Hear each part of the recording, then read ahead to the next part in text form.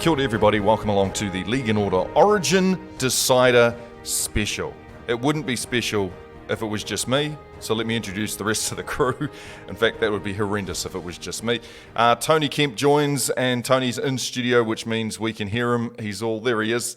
Because I haven't decided to move the mount down there, take my cows and my kiwi fruit. No, that's Aysh's. Up here in Auckland, drinking coffees in Ponsonby Row.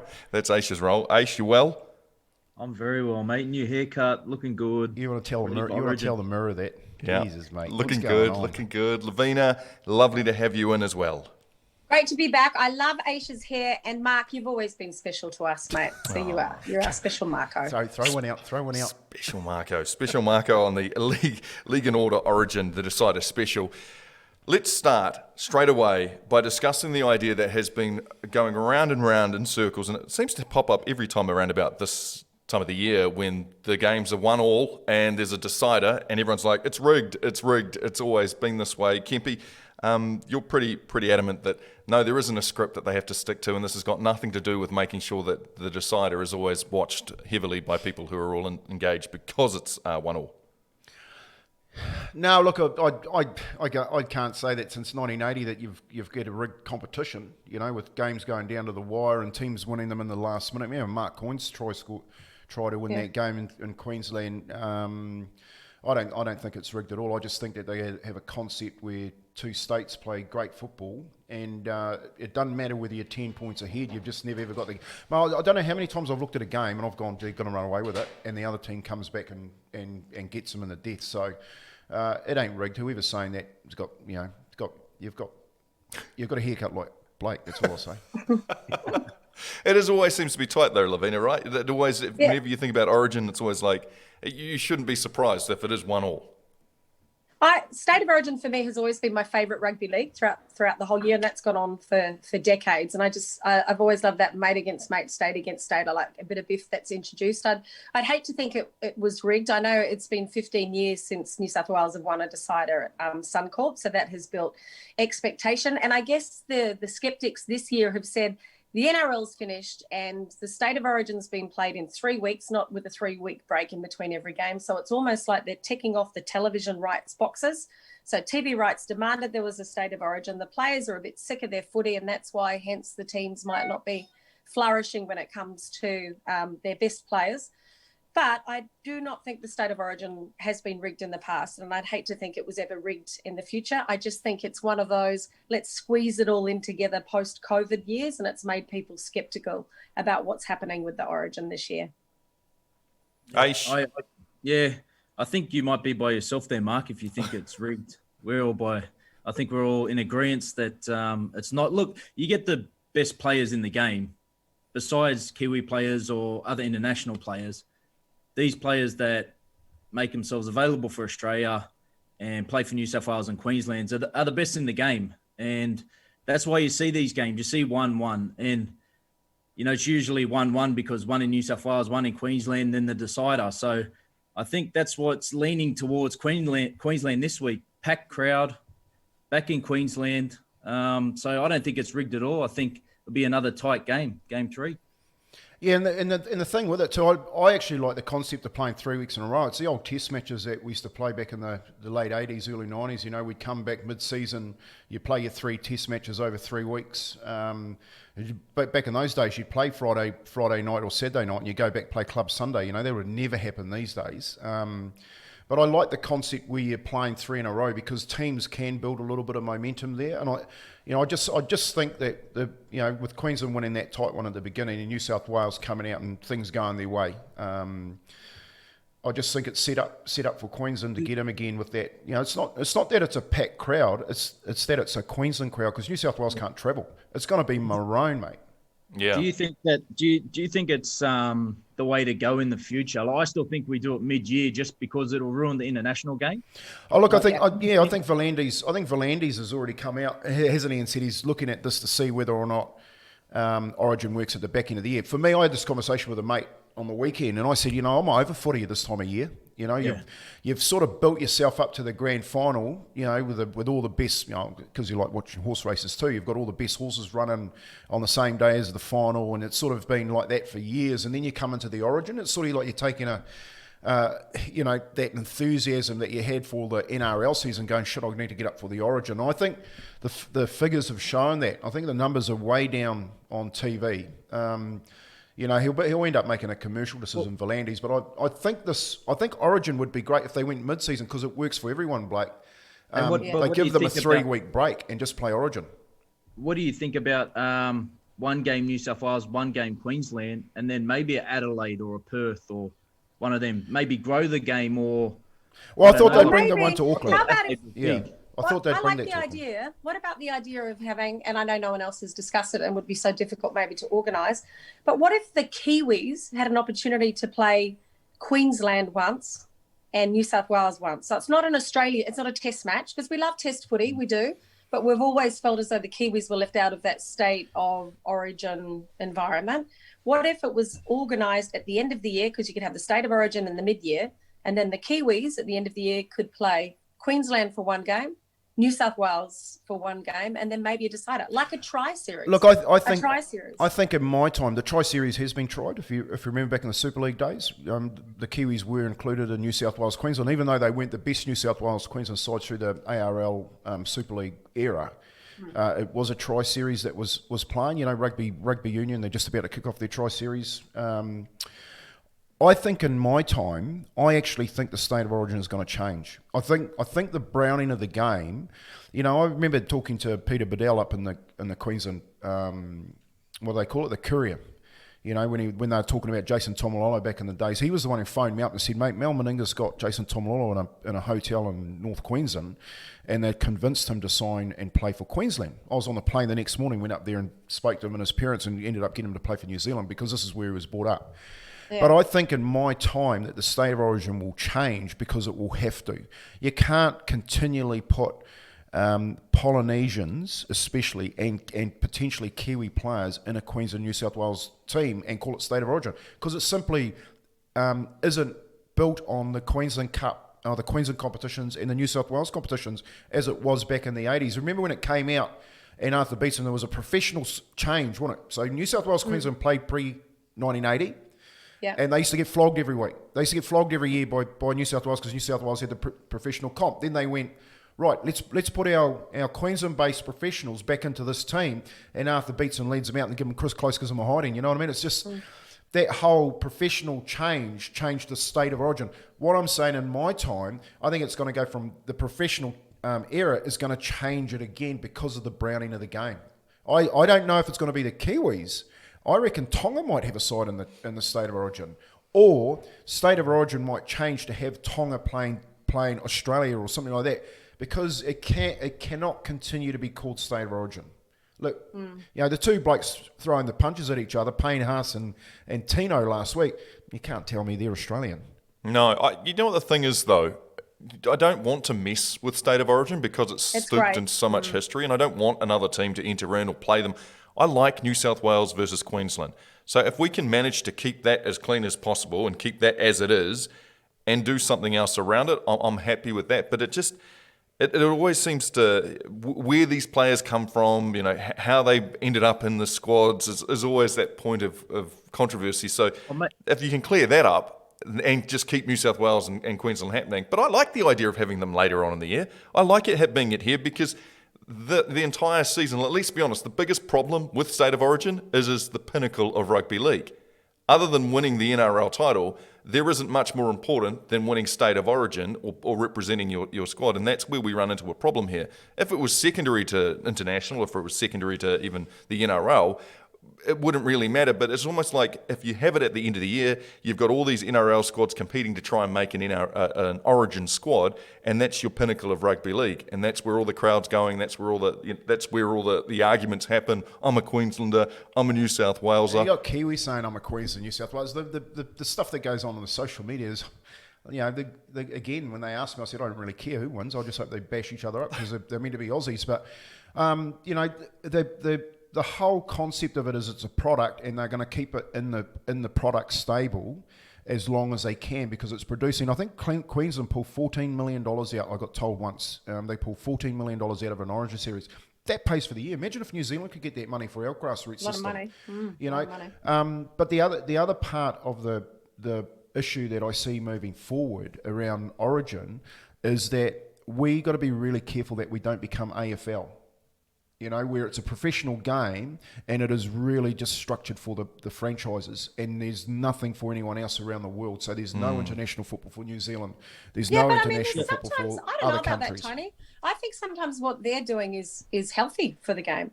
I mean, they've not gone, we have to share our sport with the rest of the world. We have to introduce minnows internationally so that they can be competitive.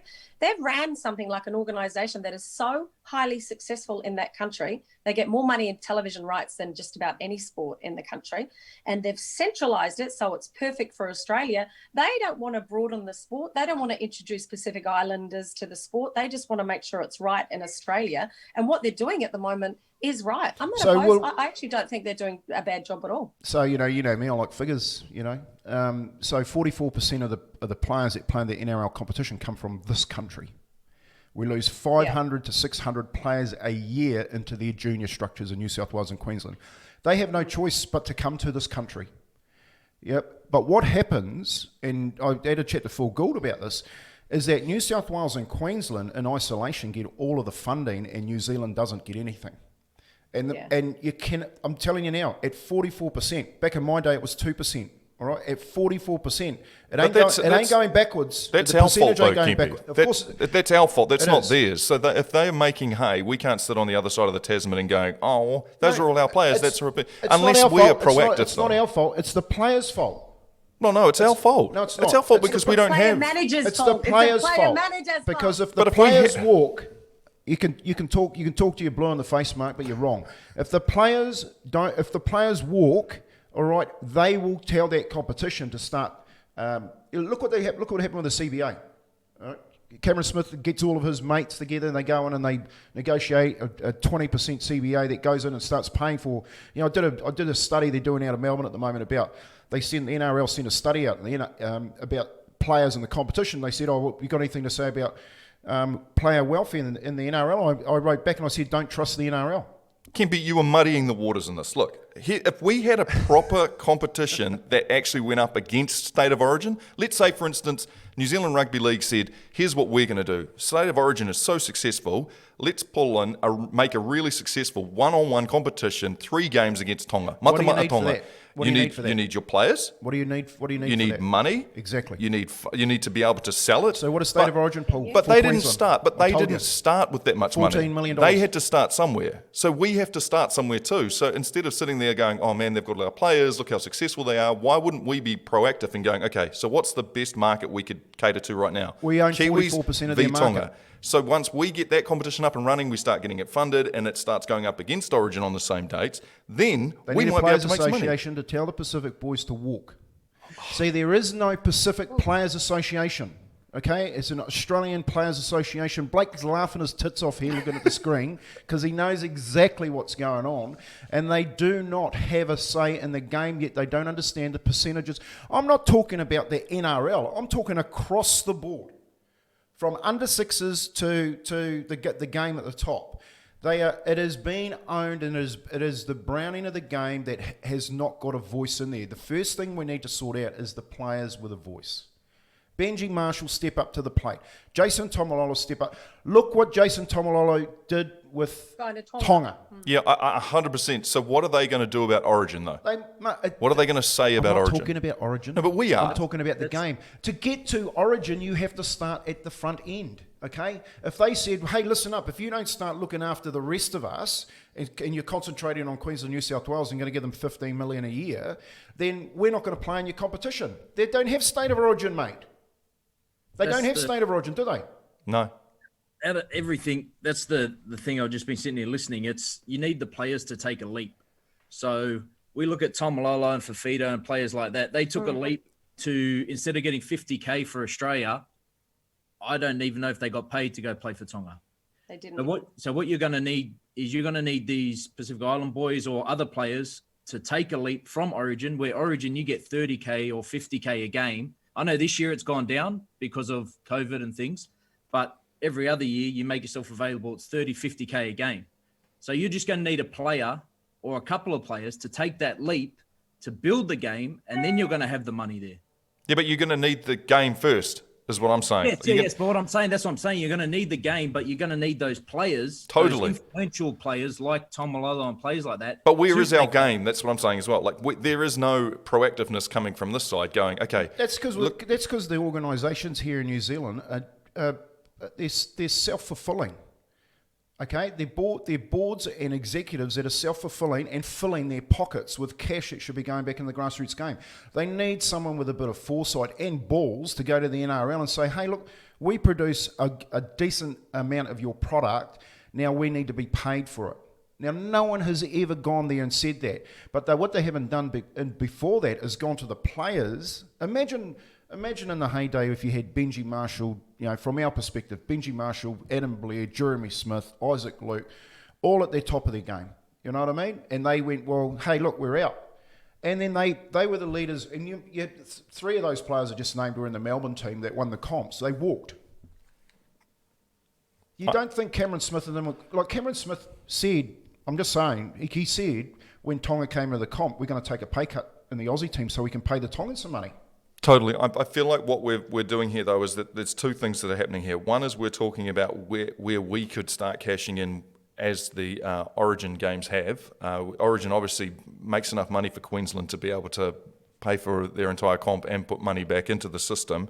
How do we do that here in New Zealand? Having the players stand up and saying, look, this isn't good enough, we need to get paid, would probably jeopardise their NRL contracts, and there isn't an alternative for them to go to. So it's not like we've been proactive and said, man, look how much money Origin brings in at that time of year. How do we get in on that? How do we make our own sort of source? And maybe that is a Kiwis versus Tonga. Maybe it's something What about different. this for a solution? Okay, why don't you play an exhibition state of Origin game as a 4th game and play it here at Eden Park and sell it out and give all the money to New Zealand Rugby League? What about the other one? Why don't you do 1 or 2 games and play the 3rd one in Auckland and sell it out? Imagine playing it here. Imagine playing tomorrow night here at Eden Park. Mate, there'll be people, they've got the big screen, they'll be standing up here around Eden going, let's just try and get there. I'd go to an Origin game. The councils would pay for it. It'd be, that's 1 game. Why haven't we got someone saying that? Just give us 1 game to get us started. Because why would they? Do you know what I mean? Why would because they? Queensland don't want you to have part of their $14 million, and neither does New South Wales. No, so we've got to build our own. But that ain't about building the game, is it? No, that's not. Marc, Hey. build it and they will come. Wise words. It's prophetic, mate. Words from a... That's prophetic, not pathetic. Wise words from a former Sharky. Let's go with another former Sharky who said, this is the worst Queensland team ever he's ever seen. Paul Gallen looked through the books, looked over everything and said, you know what, before I fight Mark Hunt in a battle of boxing, I'm going to go ahead and name this the worst Queensland side ever. Is this the worst Queensland team ever? And how did they get up and win game 1 if it's the worst? Because New South Wales team is hot. Plenty of talent. Aish. When I knew we were going to discuss this today, I thought there's no way. I mean, this is just Paul Gallen now that he's gone from rugby league into media. This is just him drawing attention to something. And I thought, how can it be the worst team ever when they beat New South Wales in that first game and no one expected that? None of us expected that to happen in the first place. But then I went through the team sheet and there was and I thought, oh my God, Paul Gallen, you're right. This is a crap Queensland team, mate. Like, honestly, I know he's done it for media attention and I know that they shouldn't have won that first game. But when I had a look through the books, I'm quite excited Harry Grant's coming in. I mean, he's a debutant, 1 debut of the year, and he'll bring some excitement. But, any team with Daly Cherry Evans is in with a chance. But when you compare side to side and you look at the numbers, it'd be, if you went through every team over the past 15 to 20 years, you would probably rate this one as not the best amongst those 15. So I've got to say, I think I might agree with Paul Gallen on this one. Aish, you got us back? Oh, mate, 100%. I said this to you, and I copped a lot of flack for it on that show on Thursday night, the Marc Peard show. I said, look, mate, there's asterisks. Either way, I believe there's going to be asterisks. And reasoning is, like Kurt Capewell, unbelievable first game, was enormous. But when would you see Kurt Capewell play 2 NRL games or 3 NRL games all year and then get picked for a Queensland team? Xavier Coates played good, but he's been in the Broncos team. There would be other wingers in there. Corey Allen played the back end of the year, played enormous, but Is it a Queen? Like, you know what I mean? There's a lot of people that have ruled out and things like that. And I think it is their weakest, but I don't think New South Wales have their strongest team in either. It is a very strong team, but I don't think it's their strongest. So, look, man, I agree with Gal, but I'm still leaning. I don't know. It's still toss of the coin on Wednesday night, because you've seen in game one, they turned up and Munster got injured in game two, which sort of hurt them massive. I think it is their weakest team, but I still think they're a chance. I like that. So Kempy, this is a great one from you, because are you going to stick to your script? Because originally you did come in here, this is before game one special, you came in and you said, look, Queensland's going to sneak this. You watch this, they're going to sneak in, they're going to grab they're going to grab game one, they'll lose game two, and they're going to go ahead and win game three, because they always win when it's been played in a Queensland state. So are you sticking to the script? Well, unlike Lavender, I don't really think he's a rocket scientist, Paul Gallen. I think he's going to get his head punched in by Mark Hunt. He'd like to punch your head in, I'm sure. As a living. It doesn't take a rocket science to go and do that living, but and a big one at that too, a good target. But I'm just going to say, look, what a statement. Now, they won 10 in a row, didn't they, Queensland? They got 4 immortals potentially in their side. Yep. Like, seriously, it doesn't take a rocket scientist to say that's the worst team he's seen, because he came up against a team that was full of immortals. Best. Came across the best. But you can't come. All he's done is he's lit a match under Queensland. He's just lit a match under them, because I guarantee you now that they're not going to give up anything with 50,000 people from Queensland sitting there, and that Paul Gallen comment. I reckon Wayne Bennett will have it blazoned across the change room somewhere where they're all looking at it saying, you guys just aren't up to it. You're the worst Queensland side. Imagine sitting in that changing room, because arguably the worst side that sat in there was in 95 when they had the Super League. They couldn't pick the rest of them, you know what I mean? So there's the argument straight away is going, what are you talking about? Like, you didn't know Super League, you couldn't pick ARL players in that Queensland side? They were meant to get a hiding when they said they're the worst Queensland side ever, and they went out and won 3-0. So I think it's really bad form from Gallen to say that this is the worst Queensland side. I bet you Freddie Fittler, when he heard that comment, was just going, smack him in the chops. No. Why did you say that, Gal? Ex-captain, you know how these Queensland boys will come out. Why did you say that? Why would New South Wales not have something to get arced up about when they're only, I think, allowed to fly in the day of the game after accommodating Queensland all week last week? Letting them come down early, train. I know there's COVID, but that was the Premier's decision not to let them go to a hotel. She said, no, you can fly up on the day of the game. Like, they got something to play for as well. Gamesmanship. I like that. Yeah, that's from political. The Premier or whoever it is up there. So he's going to need something to keep him up. I'm telling you, Fittler. He's going to imagine the Queensland team under the circumstances tomorrow night in Queensland. They're running out. They've been told they're the worst team ever. They've got a chance of winning it. I like you asked the question originally, mate, I'm sticking to the script. I think Queensland get them. They get them big. Let's go around the room and work out who we think is going to win and by how much. No, I don't reckon they get them big, mate. I reckon they hang in there, and the crowd jumps on their back and rides them home, and they just get them. I think the forward pack. I think it was a masterstroke putting Payne Haas in the starting front row position with Safidi, because I think Safidi's been enormous the first 2 games, and Haas is a starting front rower. He plays close to 80 minutes a game. He was enormous. I think they ran over him in that second game, and I think they'll get him by about 10 in the final. I was really nervous about game one. I remember sending through a couple of texts on our chat saying how worried I was, and I remember Ayshford going, it's all right, mate, sweet, got this one. Don't you worry. I was really nervous about that.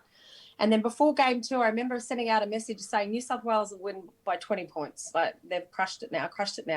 And in game 1, Nathan Cleary did not have his best game. And in game 2, everyone's saying, I don't know if it was his best game of the year, but I thought he was outstanding because his kicking game was pinpoint. It was perfect. It was like Jonathan Thurston.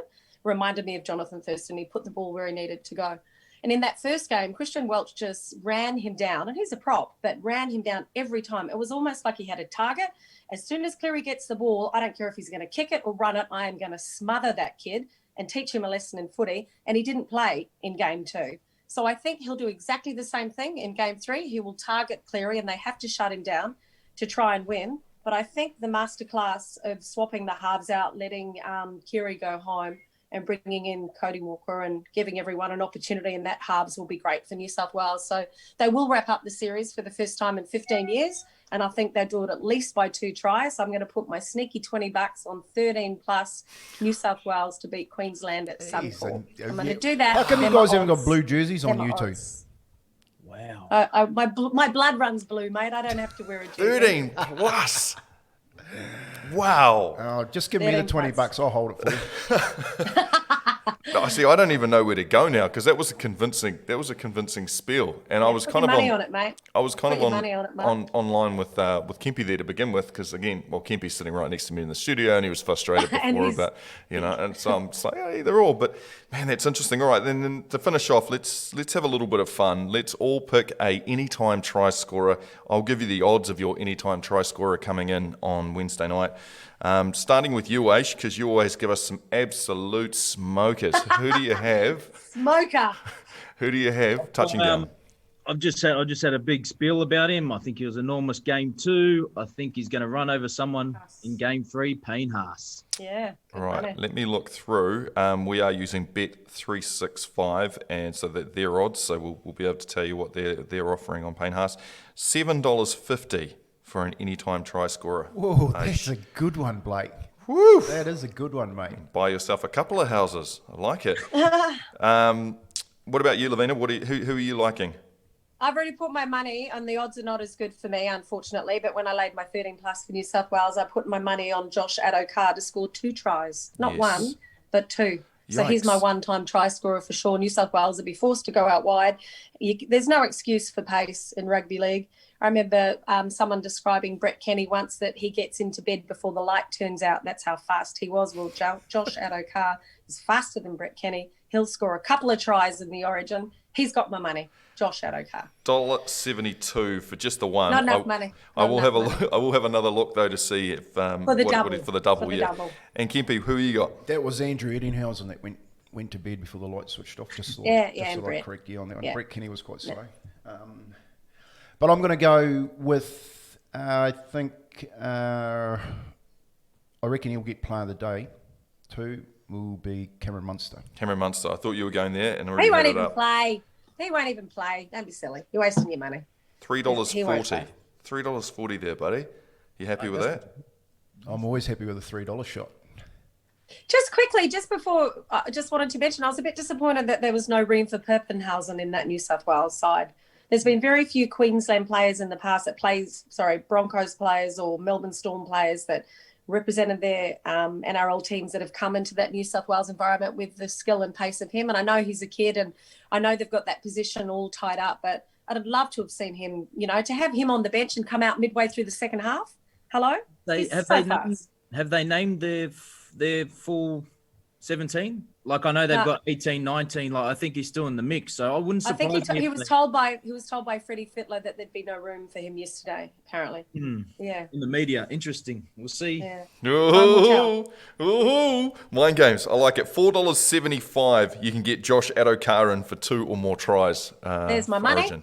There's my money. Easy money. I wonder what the multi's playing. Yeah, for the whole lot. For all those as try scorers. I didn't actually take the time. And Munster player of the day because they're going to win.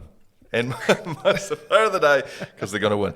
All right, team, that's us. Well done to you all. Kempy, I'm going to go back and listen back to what you were trying to say earlier on with sometimes I think when we're having that discussion, you get a little bit, like you start to stutter, mate, and get a bit of flab, like I don't know what to do. And mate, that discussion, we should do one show on that.